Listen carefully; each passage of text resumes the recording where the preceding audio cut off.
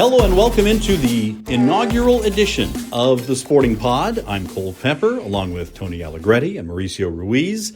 And what this first installment of the podcast is going to be about is sort of giving you a sense of what this podcast is going to be about as we go forward. It's a little bit of an unusual approach in some regard because this is not breaking down soccer news, although if there are big trends in soccer and big stories in soccer that impact the business of the game, we'll certainly talk about those things. But we want to give you, as somebody who's interested in Sporting JAX, sort of a behind-the-scenes look and feel about what it is that we're doing as we ramp up to launching a men's and women's pro soccer team in Jacksonville, and also about the people who are involved in doing that and why we are doing that. Let me just bring in Tony Allegretti here. Tony is the Chief Community Officer and one of the founding owners of Sporting JAX. And some people listening to this will know about Tony, and we'll get into more about his background and history, Tony. But I really like what you said about being able to show people what's happening here, because in so many ways, yes, this is a professional sports organization, but it's also a startup, and sort of crosses over those two. The Venn diagram has a lot of overlap in that right now.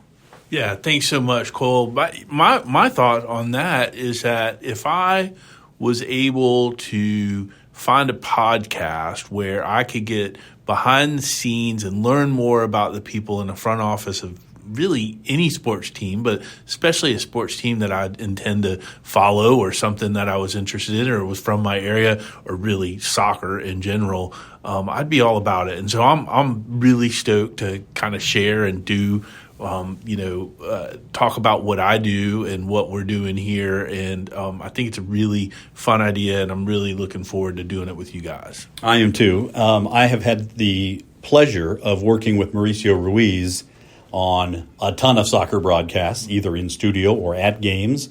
Mauricio, the former JU head coach. We'll talk about his path in soccer in a little bit as well, but the technical director for Sporting JAX here as we look ahead to the future. You are sort of the soccer brains right now within the organization. Are you comfortable with me blaming you for that? Yeah, you can definitely blame me for it, but also give me credit whenever we do get it right. So Mauricio will be talking a lot about soccer in terms of on the field, but also with regard to the pathway to pro, which is such an important part of what the USL in general is all about. We'll have Becky Burley join us on some of these as well, who has been such a great addition to the team here, talking about the women's team and in launching that is the first time ever in Jacksonville to have a major women's pro team. But as Tony said, we all have had sort of a different pathway to get here. A lot of it over the last decade has intertwined in Jacksonville because that's where we have all been, but we all have kind of a different background as part of this. Well, we have, and I think at some point, ultimately, we're just fans, right? And as a fan, we wonder what happens, behind the scenes. How are the teams made up? So I think this gives us a good opportunity to kind of just be, open and be transparent about our process as much as we can be. What are we doing on a day-to-day basis? On my side of it, how is the team going to come up? Where the roster going to be made from? The USL Academy, what is that going to look like, right? So we can talk pretty transparent to a lot of those degrees of things, and I think that's fun. And as a fan, if I'm on the other side of it, that's what I want to hear. Like, what are you guys doing on a day-to-day? What conversations are you having? Who are you talking to? What support does the league have? Where does that fit within the U.S. soccer and FIFA kind of landscape? So these are fun conversations to have, and I think we can kind of give a good insight into what we're doing and kind of how we're building it. We've had a lot of conversations with a lot of different type of people over the last, little less than a year, I guess now, when you talk about a little more than a year from the initial announcement.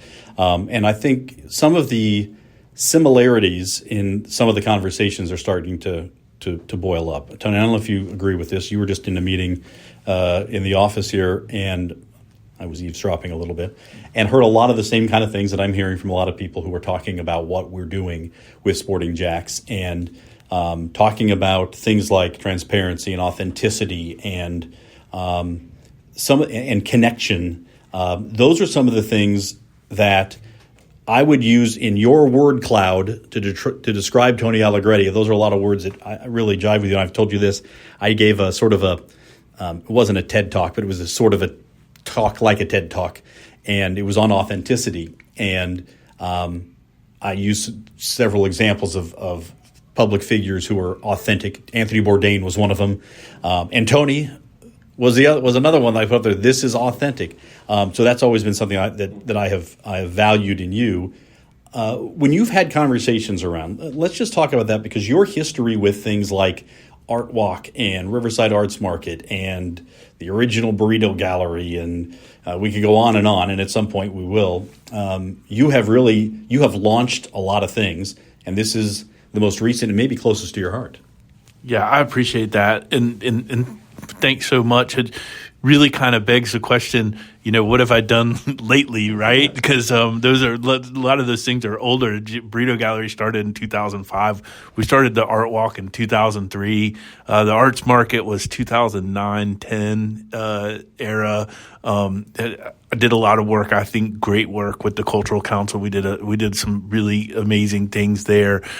This is my passion. In my high school yearbook, I literally read, they asked what you're going to do 25 years from now, and I didn't make the deadline, but I said I was going to own a soccer club, and I do own a tiny piece of this thing, and it's so amazing to be there. But it's like also a gift, and all of those things, and everything about me is trying to scratch an itch that the community has, trying to create a way to expose and enjoy the amazing culture that we have here. Jacksonville is a super place to live and to grow a family, and I feel so really blessed to be a part of this community.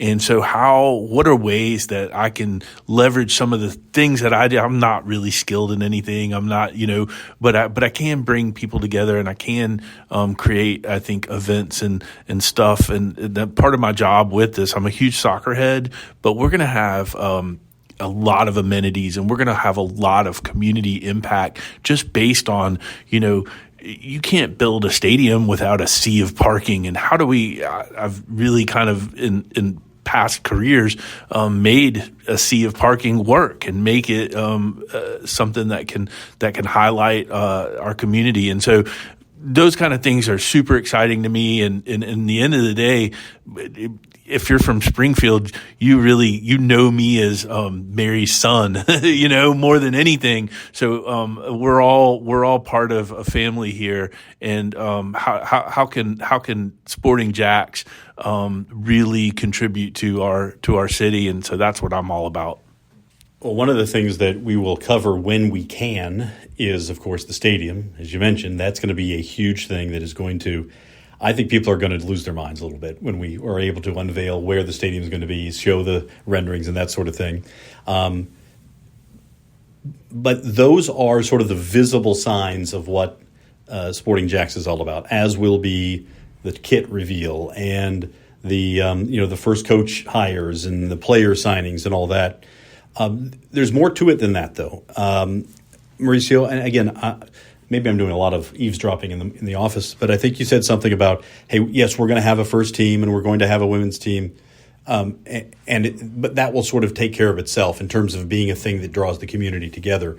The other things that we have already begun to do and will continue to do are as important in the community building and probably more significant in terms of the long-term impact that it can have. Whether we're talking about the first ever high school soccer media day that we put on in conjunction with the YMCA, whether it's about being out in the community at different soccer events, I'm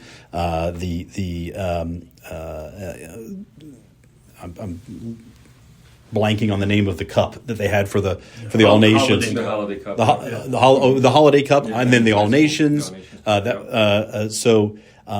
The Refugee Cup. The Refugee Cup was the name of it. Yeah, that we were able to support in some ways. From the soccer standpoint, and maybe this is easiest to start talking about from the academy theory on up. How do we go about lifting the soccer community before we have a men's team and a women's team, playing in a beautiful new stadium? Yeah.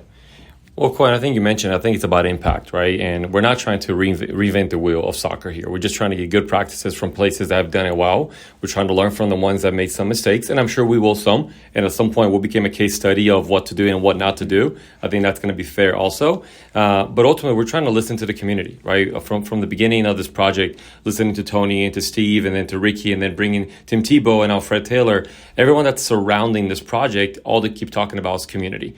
So that has to be our North Star as far as what we do on the soccer field. That can't be any different. Just because we're doing some good stuff, some good outreach, things in the community, that doesn't mean that our soccer component of it doesn't need to mirror that. In fact, it needs to mirror, it needs to align. So what we're doing from outreach programming, grassroots programming, working with local organizations, all the way up to our first team, right? And we'll have conversation with the community, with the youth soccer playing community, that kind of more that pay-to-play developmental, that are more the kind of the heart of it, but also the ones that don't have access to it. I think that's really important to us. There are a lot of really talented young men and young ladies that just don't have access to soccer, and they maybe would choose soccer as an opportunity. So as ambassadors of the game of soccer, right, kind of sitting on, quote-unquote, the top of the pyramid of soccer and having access and resources potentially, and the knowledge and the people that we're going to bring into the equation, right? Knowledge is not useful if you're not distributing it, if you're not sharing with the community. So we want to go out and share what we have with the community.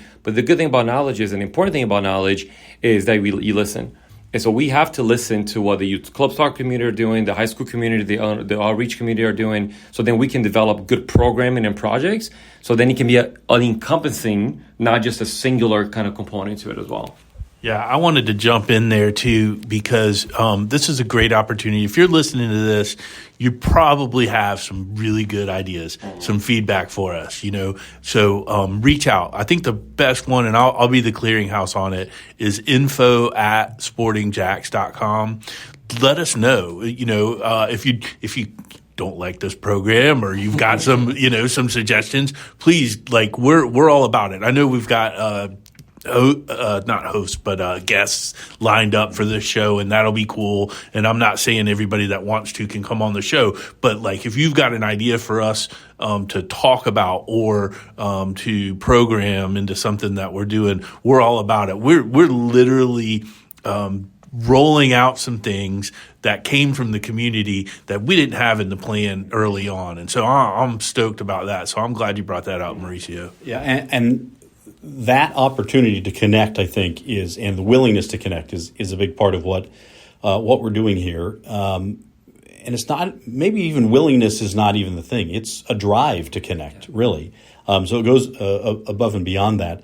I want to make these podcasts roughly 20 minutes, give or take. It's about the length of a commute in Jacksonville. So somebody, if they're driving from St. John's to downtown, they can listen to it, or from the beach or whatever on their drive in or the drive out. So right now we're about 13 minutes in, and I did want to give sort of a nod to some of the other topics that we want to cover here on the podcast, on the Sporting Pod.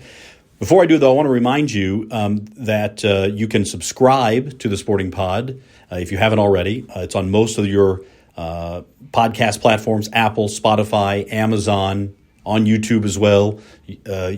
If you're on YouTube and subscribe to the Sporting JAX YouTube channel, you can also watch the Sporting JAX Report with Mauricio and I there, and there'll be more that will be rolled out as we get closer and closer to kickoff. But let's talk about the time frame, some of these key moments that are going to be a part of Sporting JAX here in 2024. We're recording this on the 18th of January, the first edition here. And so we've got another 45 shows to do here for the rest of the year, or something like that.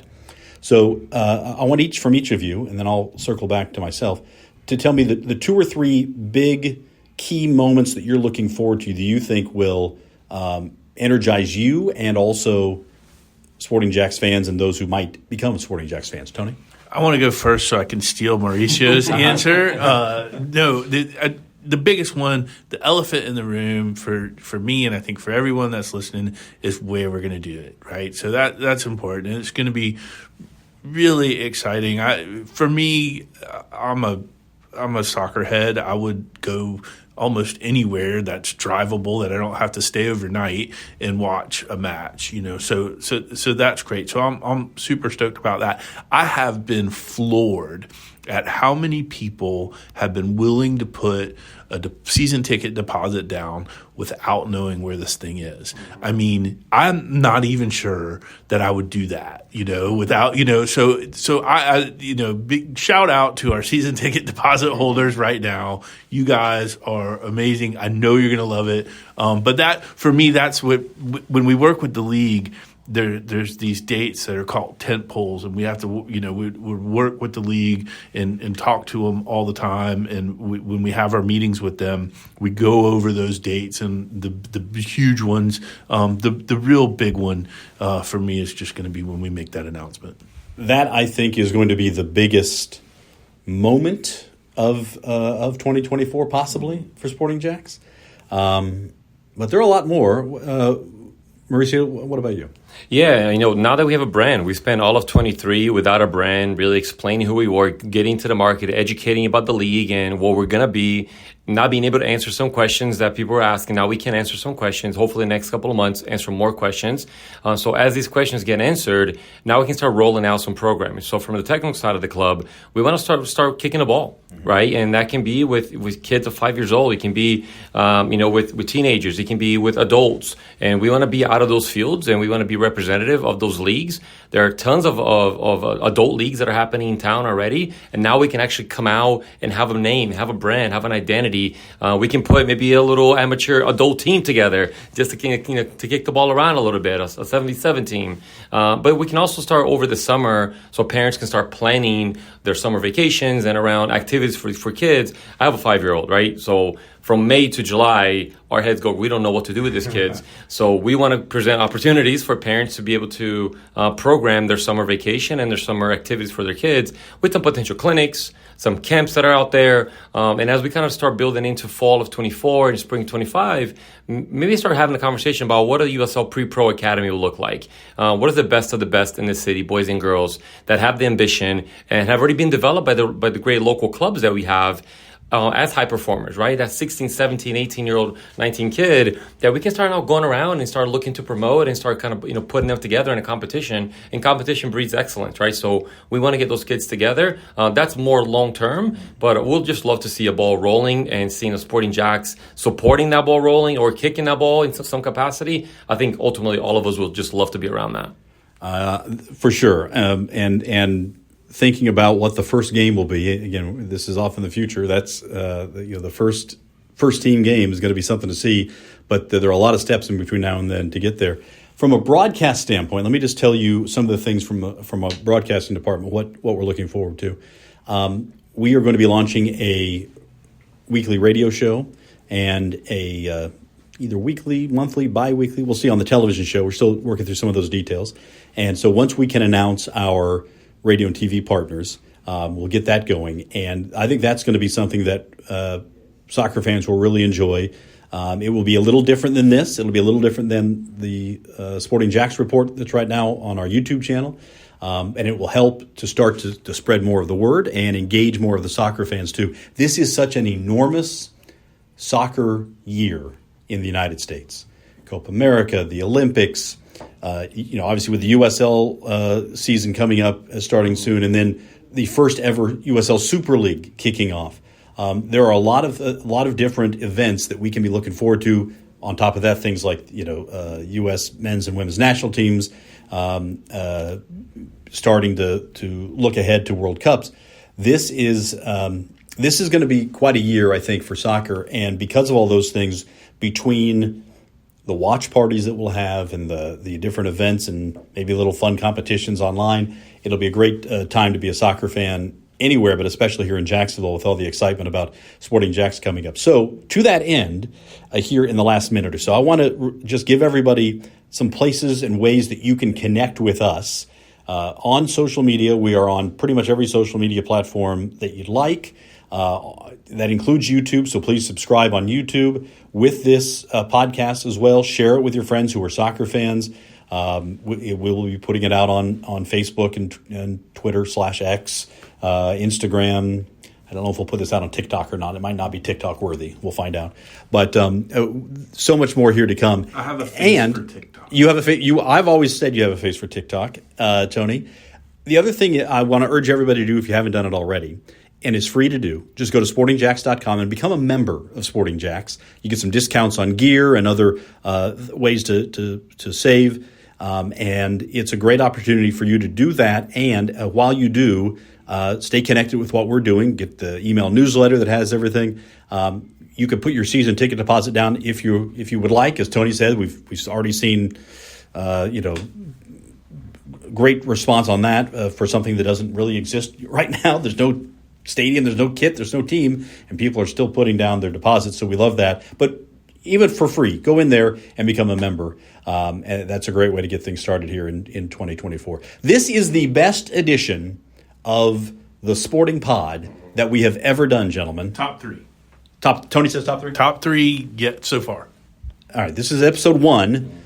I'm also going to say this is the worst episode, Mauricio, we've done. We'll be better next week. It's also the most medium episode that we've done. So I think we're batting average right now, 500. Mauricio, by the way, just for everybody, is wearing the Sporting JAX hoodie, the gray hoodie with the shield right in the chest there with JAX. Team store now open. Yeah. With our guy, we got a guy. Not everybody knows Riley. If you don't know Riley, he goes by other nicknames as well. Riles Barkley. Our Money. But he's running our team store.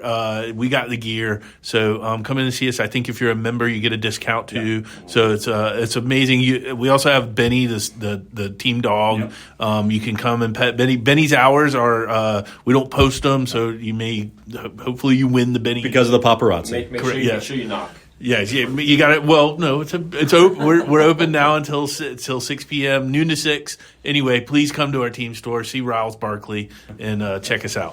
All right, that'll do it for the first installment of the Sporting Pod. For Mauricio Ruiz and Tony Allegretti, I'm Cole Pepper. Thanks for joining us, and we'll talk to you next week.